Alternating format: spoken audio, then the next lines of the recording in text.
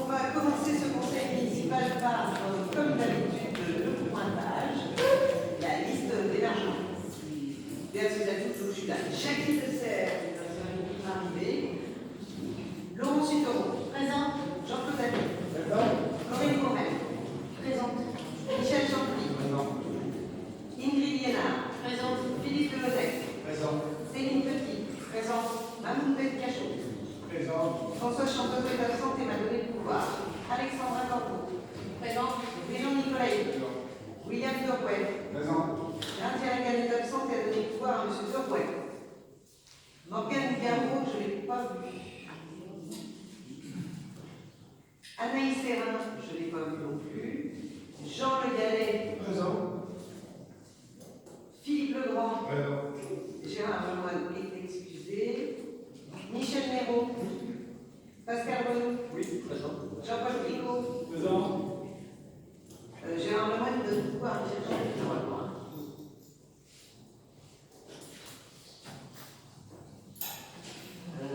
Alors, j'en ai où Annie Boutelot est absente et a donné le pouvoir à M. Eveillot.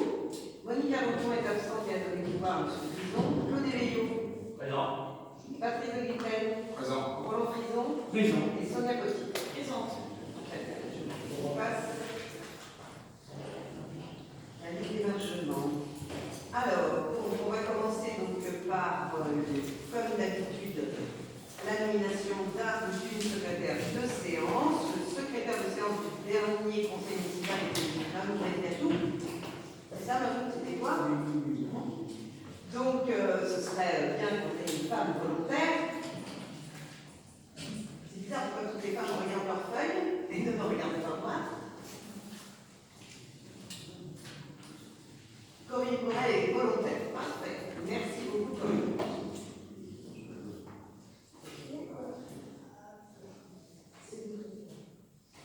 Alors, on va commencer par l'approbation du PV du 26 juin. Donc, est-ce que vous avez des annotations, des commentaires, des choses à modifier sur ce PV? Personnellement, j'ai été surpris du résultat du vote pour le Conseil des sages. Je pensais avoir voté contre et je ne suis pas modifié. Bon. Alors, peut-être que j'étais pas attentif ou je sais pas. Pour moi, sur le vote des sages, il y avait des abstentions, mais il n'y avait pas des contre. Je ne sais pas si vous avez souvenir, mais pour moi, il y avait des abstentions, ça on était d'accord, mais il n'y avait pas de contre. Mais on va réécouter l'enregistrement, si vous voulez. Bonsoir, Jackie. Ok, sinon, en dehors de ça, il n'y avait pas de point. Là, je vous propose de passer au voix et on réécoutera pour cette partie-là de votre compte de M. le Président. Donc, je vous propose de passer au voix. Qui vote contre ce procès verbal? Qui s'abstient? Je vous remercie. Alors, l'ordre du jour d'aujourd'hui, nous avons en affaires générales, nous avons la désignation des membres de la commission de contrôle des listes électorales, commune de plus de 1000 habitants, la présentation du rapport annuel du délégataire en eau potable. En affaires financières, nous avons l'assujettissement des logements vacants à la taxe d'habitation sur les résidences secondaires et autres locaux meublés non affectés à l'habitation principale, la décision modificative sur le budget de l'eau, l'admission en non-valeur de produits irrécouvrables. Ensuite, en urbanisme, nous avons des conventions de mise à disposition et de servitude d'Enedis, parcelle cadastrée AF 233 à Libération, convention de servitude d'Enedis aussi sur une autre parcelle, acquisition d'une parcelle de Doré, numérotation de la parcelle cadastrée AI 209, et nous avons des régularisations administratives liées à la fibre sur des numérotations de parcelles. Ensuite, nous aurons les informations diverses.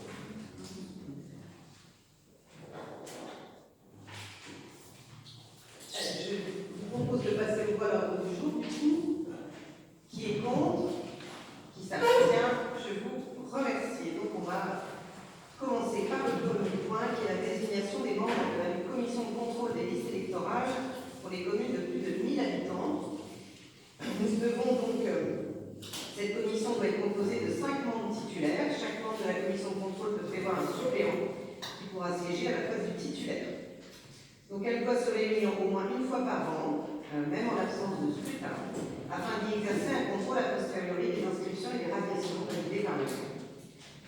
Elle peut ainsi réformer les décisions du maire et procéder à l'inscription à la radiation d'un électeur poli ou indûment inscrit.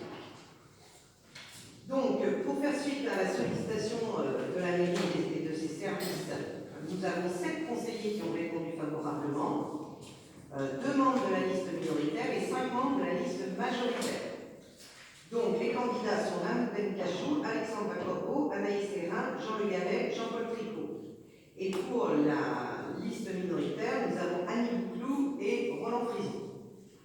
Donc ce que je vous propose, puisque les 2 de la liste minoritaire étant 2 et aux 2 places, vous êtes désignés.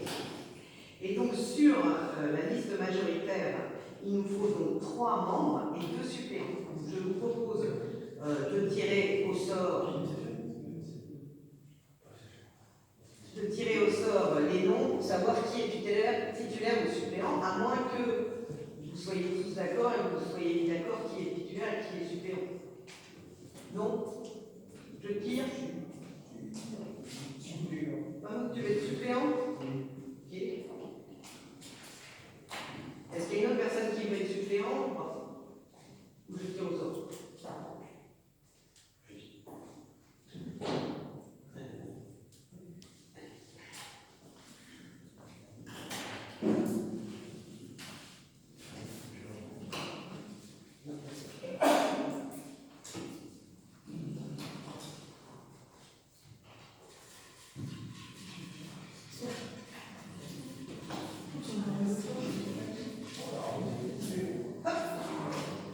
Alors, Jean-Paul Tricot, titulaire.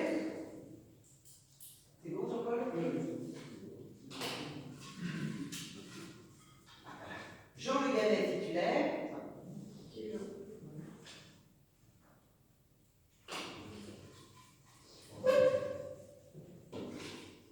Et Alexandre Corbeau, titulaire. C'est bon, Alexandra? Et donc, du coup, Anaïs Hérin sera suppléante. Donc, je rappelle pour tout le monde, donc les 5 titulaires sont Alexandre Corbeau, Jean Le Gallet, Jean-Paul Tricot, Annie Bouclou et Roland Frison. Et les 2 suppléants sont donc Anaïs Hérin et Maman Bencachou. Parfait. Donc, je vous propose de passer au voie cette liste de titulaires et de suppléants. Qui vote contre? Qui s'abstient? Je vous remercie. Nous avons le rapport annuel 2022 du délégataire en eau potable. Donc, vous avez pris connaissance du rapport annuel du délégataire. Ça a été présenté par Veolia lors d'une commission en date du 20 juillet 2023. Et donc, nous accusons réception du rapport annuel 2022 du délégataire en eau potable. Il a été présenté en commission de finances. Alors, en fait, on a convoqué la commission finance et la commission eau. Les 2 commissions se sont réunies pendant la présentation du modèle. Voilà ce qu'on a fait. Et du coup, ils nous ont fait un compte rendu et on a fait un compte rendu de commission que vous avez vu. Est-ce que ça amène des commentaires? Oui, monsieur Ferré. Oui, sur la fiche 3, la 4e fiche du 3e chapitre, sur les rendements du réseau, on voit un affaissement incroyable du réseau. On est passé en 2018 à 88% de rendement, puis 85, puis 83, puis 80, et maintenant 78% de rendement. C'est-à-dire qu'il y a un quart de la cote qui est perdu. Alors certes, on est au-dessus des aliments du Grenelle de l'environnement, mais parce qu'il y a des réformes qui sont encore pires. Et là, il y a une baisse qui montre un manque d'entretien du réseau, ou un manque de renouvellement des tuyauteries, je ne sais pas. Quand même, c'est incroyable. Alors, la réponse elle est double. Nous avons un réseau qui est ancien aussi et qui est renouvelé lorsqu'on refait de la voirie et qu'on refait les réseaux usés eau potable, etc. Lorsqu'on refait de la voirie, au fur et à mesure on modifie ces canalisations, mais elles ne peuvent pas être modifiées tout d'un coup sur l'ensemble de la ville. Et puis après, on a aussi une perte, parfois on a des fuites, on intervient avec les services techniques et Veolia régulièrement sur des fuites qui peuvent arriver en fait. Je pense qu'à l'avenir, l'objectif, et en particulier par rapport à l'eau qui est une denrée rare aujourd'hui, il y a un vrai travail à faire sur la recherche des fuites en amont pour essayer d'intervenir le plus tôt possible, et puis sur la modification de notre réseau à chaque fois qu'on refait des voiries. Ce qu'on a fait par exemple sur les bords de Loire aujourd'hui ont été refaites, il va y avoir la rue Général de Gaulle qui va être refaite. Enfin, voilà, il y a un certain nombre de travaux qui sont prévus mais qui ont des coûts très importants, donc on ne peut pas tout refaire. Mais en tout cas, l'objectif pour nous, en effet, c'est de rendre ce réseau plus sûr. Mais ce qui est inquiétant, c'est que le vieillissement est pire que les améliorations qu'on fait.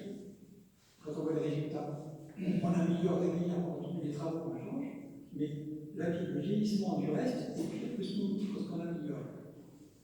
Alors, je ne sais pas si c'est tout à fait le cas ou si c'est parce que aussi les études en termes de débit et de calcul et d'alerte sont plus importantes qu'avant, puisqu'on a des télérelèves, etc., etc. Donc je pense qu'on est alerté beaucoup plus tôt aussi des pertes d'eau qu'avant. Donc c'est aussi pour ça qu'on est sans doute au plus près de la réalité aujourd'hui par rapport à avant. Vas-y, Jean-Paul. Et en plus, le problème qu'on fait beaucoup plus de purges. Avant, il y avait moins de problèmes de la mégalèse. Il y avait moins, il y avait beaucoup plus de purges, parce que c'est beaucoup de soucis de. La gendarmerie, on se voit. Ah ouais, ça, je vois. Et surtout avec le problème qui était passé à l'hôpital. Donc du coup, on perd de l'eau à chaque fois avec les purges. Donc, je pense qu'on est plus près de la réalité aujourd'hui que les chiffres que vous aviez il y a quelques années. Alors, Madame le maire, j'ai un autre commentaire. Sur la page d'après, sur les chiffres du service des analyses microbiologiques et physico-chimiques, sur les résultats, on a un 100%, et 100% par rapport à quelle norme? Chaque année, lors du rapport, j'interviens sur les métaux lourds et sur tout ça en disant que la France s'est donné des critères hauts, il y a des niveaux, par exemple, sur les métaux lourds qui ne passeraient pas en Allemagne, par exemple, qui sont admissibles chez nous. Parce que c'est des critères hauts. Alors quand on suit des critères hauts, c'est une question de sol. Lorsqu'on donne un sol haut, on est dans la norme. Et dans les clous. Et là, on a pas les détails. Et notamment les métaux lourds et puis tous les problèmes, les résidus, pesticides, etc. Ouais. Vous avez raison, les seuils évoluent plutôt à la hausse qu'à la baisse. Donc du coup, on est toujours dans les bons seuils. Voilà, tout ce que je peux vous dire, puisque ce sont des lois nationales de toute manière. Donc, voilà. Mais pour l'instant, en tout cas, sur le rapport de l'eau, on est sous les seuils de géance. Bien, mais écoutez, si ça n'amène pas d'autres commentaires, je vous propose donc, ce n'est pas un vote, hein, c'est une information, donc voilà, vous l'avez vu. Donc on va passer du coup sur les affaires financières, où nous abordons un sujet important pour la ville du LUD, c'est l'assujettissement des logements vacants à la taxe d'habitation sur les résidences secondaires et autres locaux meublés non affectés à l'habitation principale. Donc Madame le maire vous explique donc que le conseil municipal peut assujettir les logements vacants à la taxe d'habitation sur les résidences secondaires. Vous savez qu'il n'existe plus la taxe d'habitation normalement, hein, puisqu'il n'y a plus que la taxe foncière. Nous pouvons ramener cette taxe d'habitation pour des conditions particulières. Donc, ces conditions d'assujettissement des locaux et les critères d'appréciation de la vacance, et précise qu'en cas d'imposition erronée liée à l'appréciation de la vacance, les dégrèvements en résultant sont à la charge de la collectivité. Ce que je veux dire par là, c'est que le taux de la taxe d'habitation est 20,36, c'était le taux de la taxe d'habitation avant son annulation, il n'y a pas de modification de ce taux-là. L'objectif pour nous, c'est de taxer les logements vacants de la commune qui, aujourd'hui, alors quand on parle de locaux vacants, on est bien d'accord, ce ne sont pas parce qu'on a une résidence secondaire. Une résidence secondaire, ils ne sont pas vacants puisque vous y venez de façon secondaire. D'accord ? Donc il n'y aura pas d'assujettissement sur les résidences secondaires. L'objectif, c'est de taxer les locaux qui aujourd'hui sont au nombre, pour la dernière fois qu'on a fait un calcul des logements vacants sur le LUD, il faut savoir qu'il y en a 250. Il y a 250 locaux vacants au LUD. Ça veut dire des maisons qui sont inoccupées, non louées, non occupées. Il y a un propriétaire. Je peux vous donner un exemple dans la rue Dorée, ce sont parfois des étrangers qui ont acheté des maisons et qui n'y viennent jamais. Donc la maison, petit à petit, elle vient se dégrade et donc elle est de toute manière inlouable. Et ce sont souvent des personnes qui ne souhaitent pas vendre non plus. Or, peut-être qu'il pourrait y avoir des acheteurs qui feraient les rénovations pour avoir des habitants. Donc aujourd'hui, notre perte d'habitants est liée évidemment au fait qu'il y ait moins d'enfants et aussi que la Sarthe dans sa globalité perd des habitants, mais c'est aussi parce qu'on n'a pas de locaux aujourd'hui pour accueillir des nouveaux habitants en termes de location. Donc l'objectif de cette taxe d'habitation, c'est de taper dans le porte-monnaie du propriétaire, qui est propriétaire d'une maison depuis 5-10 ans, où il n'y a absolument personne qui n'y fait aucun travaux. L'objectif étant qu'il nous prouve qu'il veut mettre des locataires dedans, qu'il fasse les travaux, et donc il n'aura plus cette taxe. Est-ce que vous avez des questions par rapport à mon explication? Oui. Moi j'ai une question sur le propriétaire qui met en location un logement, personne ne le prend, au bout de 3 mois, 4 mois, 5 mois, 6 mois. C'est un an. C'est un an minimum c'est un an minimum de vacances. Si au bout d'un an de vacances, il n'y a pas eu de demande, il n'est plus taxé. Si après un an, il n'y a personne dans sa maison, il est taxé. Mais si personne veut qui prend des logements, comment on fait? Alors, moi je. On va taxer des gens, on va taxer les propriétaires sur des logements que personne ne veut, parce qu'il n'y a pas de parking, etc. C'est en centre-ville, tout ça. Ils veulent aller ailleurs, ils vont être taxés parce qu'ils n'ont pas de demande de location. Alors, je t'avoue que je suis surprise parce que nous, on a des demandes de location tous les jours en mairie qui nous demandent des logements et qu'on n'arrive pas à répondre. Donc, ces personnes qui ont des logements qui sont prêts à louer, il faut absolument qu'ils viennent en mairie nous le dire parce que nous, je suis sûre qu'on va leur trouver des locataires, il n'y a aucun souci. Et après, un propriétaire qui veut louer et qui montre qu'il veut louer n'aura pas cette taxe. Aujourd'hui, l'objectif, c'est de taxer les habitations où il n'y a personne et qui ne sont pas en état d'être louées. C'est surtout ça. Il y a un manque de logements à louer. Oui, il y a des gens qui cherchent évidemment, ça c'est sûr. Et puis la difficulté, c'est que pour les logements vacants actuels, c'est les nouvelles normes qui ont été fixées sur les tests énergétiques et que beaucoup de ces habitations nécessiteraient de gros travaux. Voilà. Mais à ce moment-là, le problème, c'est que les propriétaires ne veulent pas vendre, c'est souvent ça.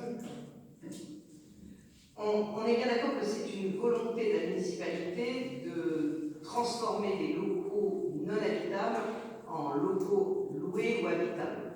Donc pour répondre vraiment clairement à M. Nicolai, la collectivité, avec le Trésor public, va lister les locaux qui auront cette taxe. Un propriétaire qui loue une maison d'habitation et qui ne trouve pas de locataire, etc., elle vient nous voir et on essaie de travailler avec lui, il ne sera pas forcément taxé.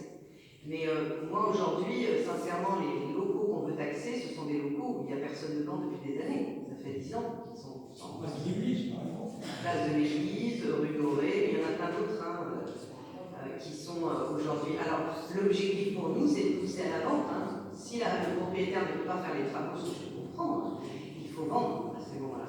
Mais il ne faut pas les laisser se dégrader, quitte à devenir en péril ce qu'on a comme maison sur la rue Dorée, par exemple, des maisons qui deviennent dangereuses pour les êtres humains. On enlèvera de la liste des maisons en cours de succession. Évidemment.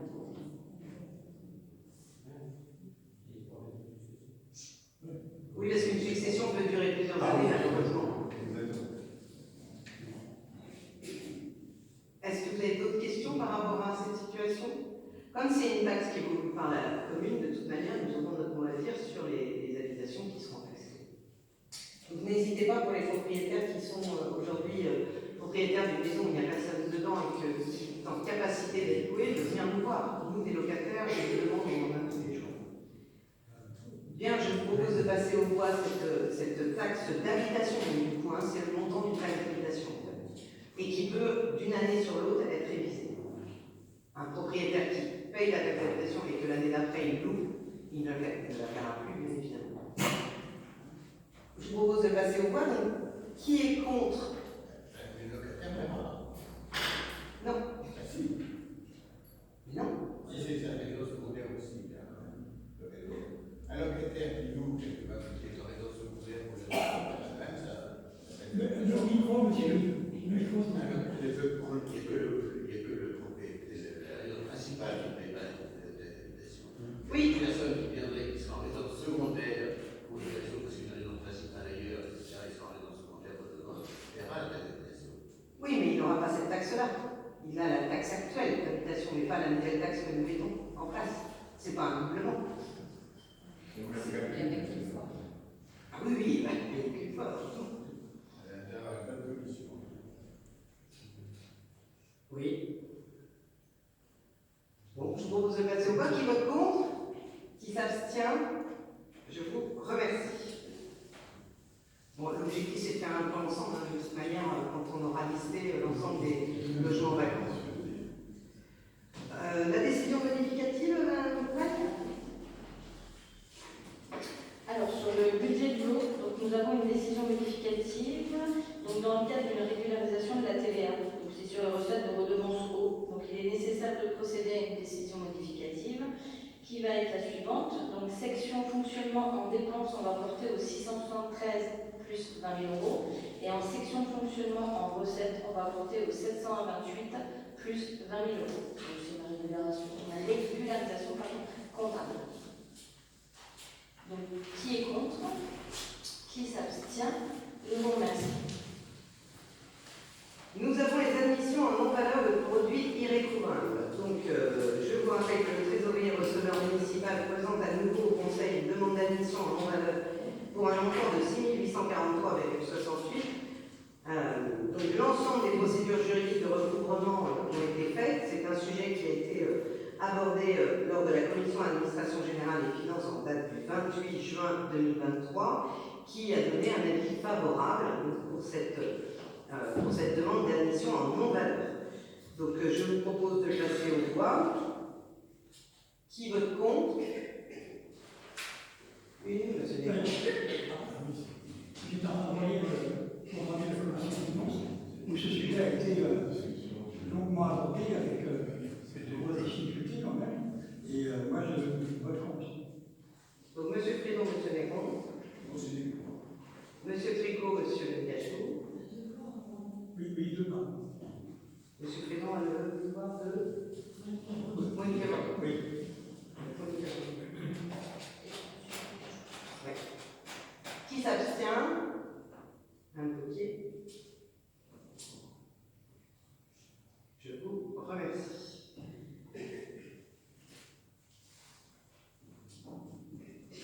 Alors on passe du coup au point sur l'urbanisme. Donc on a des conventions de mise à disposition et de servitude d'Enedis. Donc c'est sur une parcelle cadastrée AL 233-6 avenue de la Libération. Donc Enedis souhaite installer une armoire de coupure et tous ses accessoires sur la parcelle communale. Donc on vous explique que cette convention de mise à disposition permet à Enedis d'obtenir un droit de passage, d'établir un demeure, une bande de 3 mètres de large, etc., de faire ses canalisations souterraines. Et ça engage la commune de laisser l'accès en permanence de jour comme de nuit à l'emplacement réservé à Enedis, évidemment en cas de difficulté qui puisse intervenir sur cette parcelle.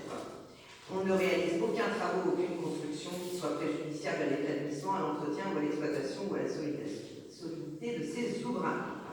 Donc l'objectif, encore une fois, c'est de consolider notre service électrique sur la commune.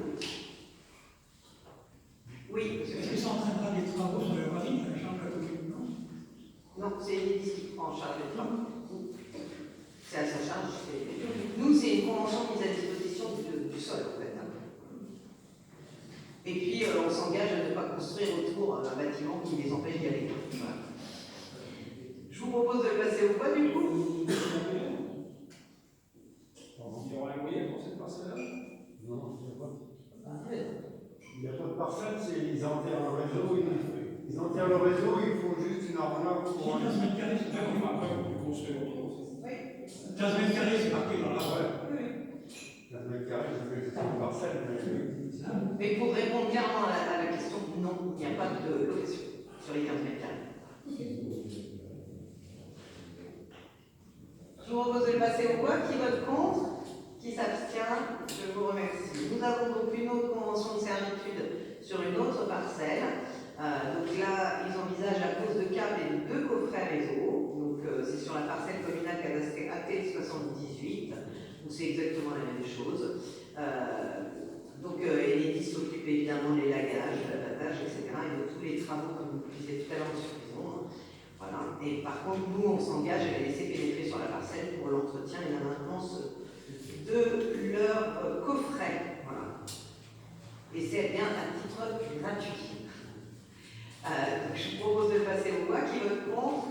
Qui s'abstient? Je vous remercie.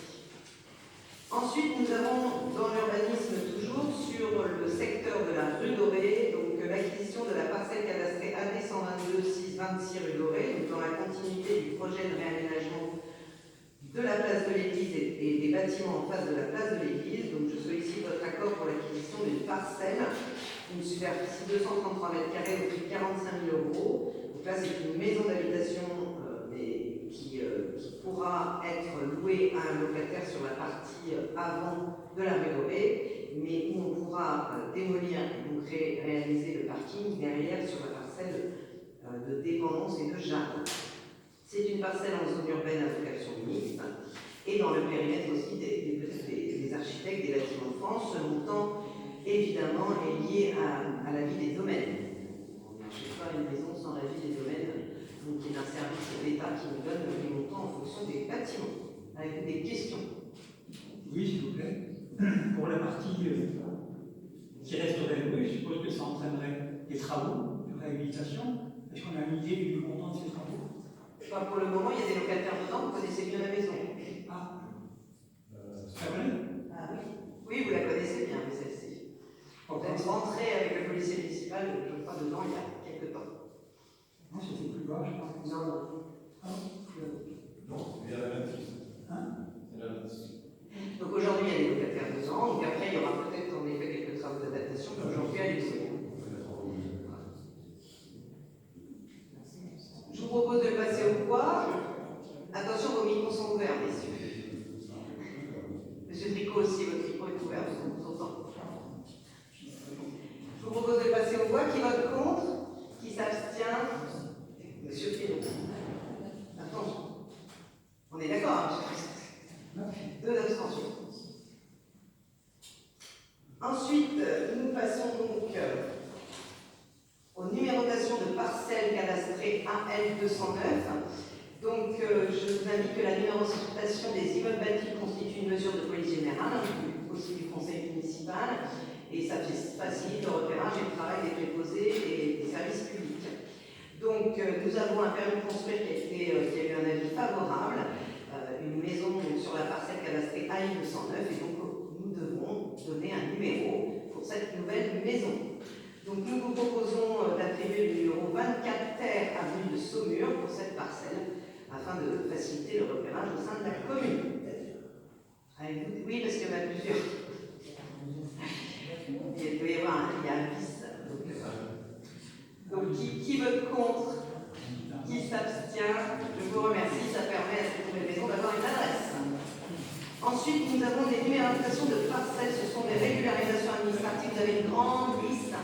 C'est essentiellement lié à la fibre, puisque je vous rappelle que quand on a un accès fibre, il faut une adresse et un numéro pour avoir un accès fibre. Donc vous avez aujourd'hui l'ensemble des numéros qui sont adressés pour permettre à la fibre d'avoir donc une adresse pour une fibre, enfin pour un accès fibre.